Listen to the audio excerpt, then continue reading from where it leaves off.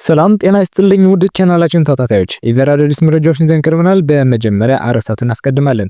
ግብጽ በኢትዮጵያ ላይ ያነጣጠረ ከጸረ ሰላም ኃይሎች እየሰራች ነው ስትል ኢትዮጵያ አስጠነቀቀች። ግብጽ በኢትዮጵያ ላይ የምትሰራጨው መሰረተ ቢስ ውንጀላ የ21ኛው ክፍለ ዘመን እውነት ካለመረዳት የመነጨና ተቀባይነት የሌለ ነው ሲል የውጭ ጉዳይ ሚኒስቴር አስታውቋል። ኦፌኮ አስርጮችን ብቻ በሰባተኛው ጠቅላላ ምርጫ እንደሚያሳትፍ አስታወቀ። ከአየር መንገድ ደህንነት ጋር ተያይዞ በወንጀል የተከሰሱት እነ ዮሐንስ ዳንኤል ከእስር እንዲፈቱ ትዕዛዝ ተሰጠ። ፕሬዚዳንት ቭላዲሚር ፑቲን አውሮፓ ለጦርነት ጅማሮ ፍላጎት ካለው እኛ አሁኑ ዝግጁ ነን አሉ። በጋዛ ሰርጥ ውስጥ በፈራረሱ ህንፃዎች መሃል የተደረገው የጅምላ ሰርግ የዓለም ትኩረትን ስበዋል። ውድ የቻናላችን ቤተሰቦች እነዚህና ሌሎች መረጃዎችን ይዘናል። ሰብስክራይብ፣ ላይክ እና ኮሜንት እያደረጋችሁ አብራችሁ እንድትሆኑ በአክብሮት ጋብዘን።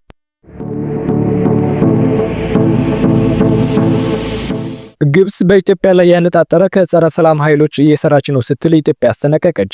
ግብጽ በኢትዮጵያ ላይ የምትሰራጨው መሰረተ ቢስ ውንጀላ የ21ኛው ክፍለ ዘመን እውነት ካለመረዳት የመነጨና ተቀባይነት የሌለ ነው ሲል የውጭ ጉዳይ ሚኒስቴር አስታውቋል።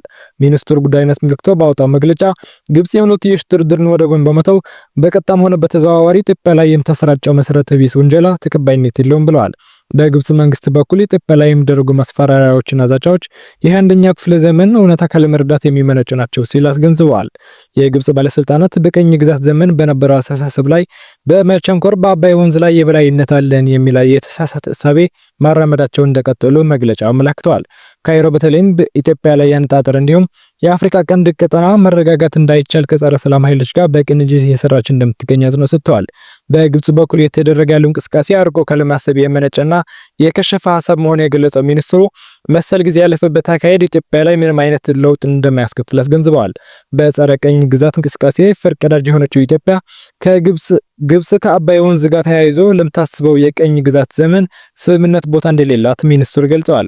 ኢትዮጵያ በሉዓላዊ ግዛት ውስጥ ያለን የተፈጥሯዊ ሀብት ለመጠቀም የማንንም ፍቃድ መጠየቅ አያስፈልጋትም ያለው መግለጫው ይህን ስታደርግም የዓለም አቀፍ ሕጉን ተግባራዊ በማድረግ ነው ብለዋል። ግብጽ ድርድርና የጋራ ተጠቃሚነት መርህን በመግፋት አግባብ ያልሆነ ትርክት ለመፍጠር የምታከናውነው እንቅስቃሴ ተቀባይነት የለውም ሲል አጽንኦት ሰጥተዋል። ኦፌኮ አስርጮችን ብቻ በሰባተኛው ጠቅላላ ምርጫ እንደሚያሳትፍ አስታወቀ። የኦሮሞ ፌዴራላዊ ኮንግረስ ኦፌኮ ከምዝገባ ላለመሰረዝ ሲል ለሰባተኛው ጠቅላላ ምርጫ አስርጮችን ብቻ ማስመዝገቡን ገልጸዋል። የኦፌኮ ሊቀመንበር ፕሮፌሰር መራራ ጉዲና ፓርቲያቸው ህጋዊ ግዴታውን ለማውጣት ብቻ 10 እጩዎች ስም ዝርዝር ማስገባቱ ለአንድ ስታንዳርድ ተናግረዋል። ፓርቲው ትናንት ዳር 23 ቀን 2018 ዓ.ም ባወጣው መግለጫ ማዕከላዊ ኮሚቴው ቅዳሜ ዳር 20 ቀን 2018 ዓ.ም በአዲስ አበባ ከተማ አስቸኳይ ስብሰባ በማድረግ በሰባተኛው ዙር የኢትዮጵያ አጠቃላይ ምርጫ ላይ በአዲስ አበባ ውስጥና በአንዳንድ ጥቂት አካባቢዎች ብቻ ሊሳተፍ መወሰኑን አስታውቋል። ይሁን እንጂ ፓርቲው እስከ ምርጫው ጊዜ ድረስ ሁኔታዎች ተስፋ ሰጪና መሰረታዊ በሆነ መንገድ ከተለወጡ ውሳኔው እንደገና እንደሚያጤን ማዕከላዊ ኮሚቴ ወስነዋል ሲል መክለዋል። ይህን ተሳትፎ ምሳሌውና ስልታዊ ሲል የገለጸው ፓርቲው ውሳኔው የተላለፈው በመላ ሀገሪቱ ነጻ ፍትሐዊና ሰላማዊ ምርጫ ለመካሄድ ሙሉ በሙሉ የሚባል ደረጃ አስቸኳይ ሁኔታ እንደሌለ በመረጋገጡ ነው ብለዋል። በኦሮሚያ በአማራና በሌሎችም ክልሎች በግልጽ በሚታዩ ወታደራዊ ግጭቶች ምክንያት በስፋት መፈናቀልና በአሰቃቂ ህይወት መጥፋት መኖር የተወሰነ ተሳትፎ ብቻ ለማድረግ ላሳለፈው ውሳኔ ዋና ምክንያት ነው ሲል ኦፌኮ ገልጸዋል። ከአየር መንገድ ደህንነት ጋር ተያይዞ በወንጀል የተከሰሱት እነ ጆን ዳንኤል ከእስር እንዲፈቱ ትዕዛዝ ተሰጠ። የፌዴራል ከፍተኛ ፍርድ ቤት አንደኛ ልዩ ከባድ ወንጀል ችሎት ከኢትዮጵያ አየር መንገድ ደህንነት ጋር ተያይዞ በወንጀል የተከሰሱት እነ ጆን ዳንኤል በእስራት እንዲቀጡ ወስኖ የታሰሩት በቂ ስለሆነ ከእስር እንዲፈቱ ትዕዛዝ ሰጥተዋል።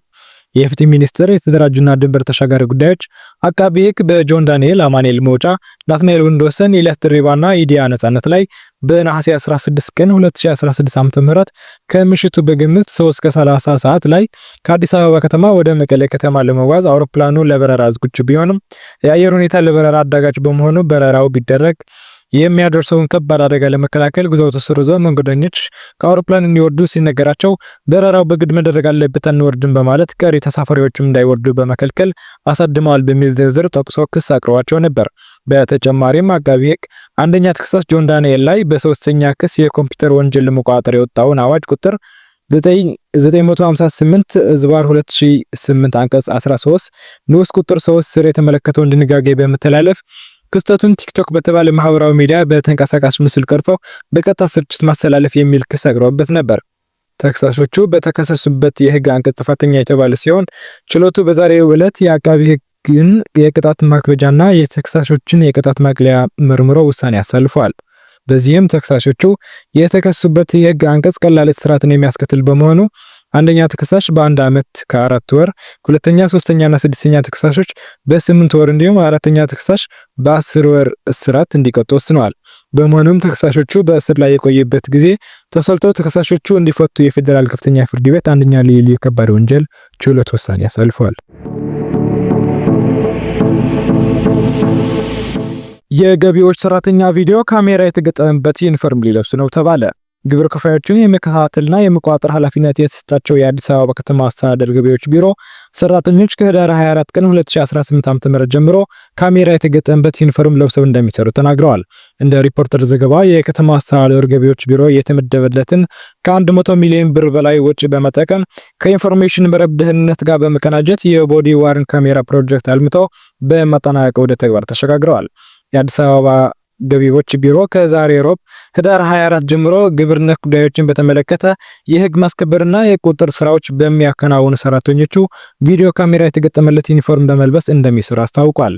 ይህ የካሜራ ቴክኖሎጂ ቁጥጥር ባለሙያዎች ቁጥራቸውን በድምጽና በምስል በመቅረጽ በቀጥታ ለዋና መስሪያ ቤትና ለቅርንጫፍ ጽሕፈት ቤቶች እንደሚልኩ ቢሮው ገልጸዋል። በመሆኑም በዋና መስሪያ ቤትና በቅርንጫፍ ጽሕፈት ቤቶች የሚገኙ ባለሙያዎች በቡድን የሚንቀሳቀሱ የቁጥጥር ባለሙያዎች ያንዳንዳቸው በየትኛው አካባቢ ቁጥጥር ያካሄዱ መሆናቸውን እንዲሁም ከግብር ከፋዮች ጋር የሚያደርጓቸው ንግግሮችን በድምጽና በምስል የሚከታተሉ መሆናቸውን ታውቀዋል።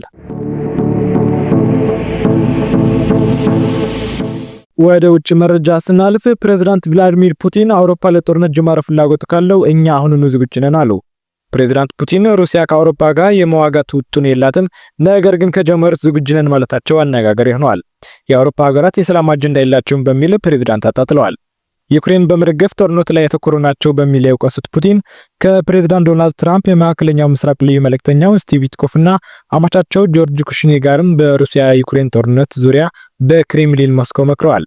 ለ5 ሰዓታት የዘለቀ ድርድርና ውይይት ማድረጋቸውም ተሰምተዋል። ውይይቱ እምብዛም ተስፋ ሰጪ ውጤት ባያስመዘግብም የተወሰኑ መሻሻሎች እንዳሉ ግን ተነስተዋል። ያም ሆነ ግን የክሬምሊን ቃል አቀባይ ዲሚትሪ ፔስኮቭ ብዙ ለውጦች ከሩሲያ ፍላጎት አንጻር አለመመዝገባቸውን አሳውቋል። ሩሲያ ግዛት አሰልፋ በመስጠት ጉዳዮች ላይ ያቀረቡትን ጥያቄ ተቀባይነት የሌለው ነው ማለቷ ውጥረቶች ተዋውሰው የሚቀጥላቸው ነገር አይቀሬ መሆኑን ያመለክታል ሲሉ ገልጸውታል። በጋዛ ሰርጥ ውስጥ በፈራረሱ ህንጻዎች መሃል የተደረገው የጅምላ ሰርግ የዓለም ትኩረትን ስቧል። በጋዛ ሰርጥ ውስጥ በጦርነት የፈራረሱ ህንጻዎች መሃል በተደረገው የጅምላ ሰርግ 54 ጥንዶች ተጋብተዋል። ይህ ክስተት ለ2 ዓመታት ከእስራኤል ጋር ከተደረገው አስከፊ ጦርነት በኋላ የታየ ብርቅዬ የተስፋ ብልጭታ ነው ተብሎለታል። ከጥንዶቹ መሃል አንዷ ኢማን ሐሰን ላዋ በሰጠችው አስተያየት ምንም እንኳን ያሁሉ ነገር ቢፈጠርም ዛሬ አዲስ ህይወት እንጀምራለን፣ እንደ ፈጣሪ ፍቃድ ይሄ ጦርነት ፍጻሜ ይሆናል ስትል ተናግራለች። ሰርጎች የፍልስጤም የባህል ቁልፍ አካል ቢሆኑም በጦርነቱ ወቅት በጋዛ ውስጥ ብርቅ ሆነው ነበር።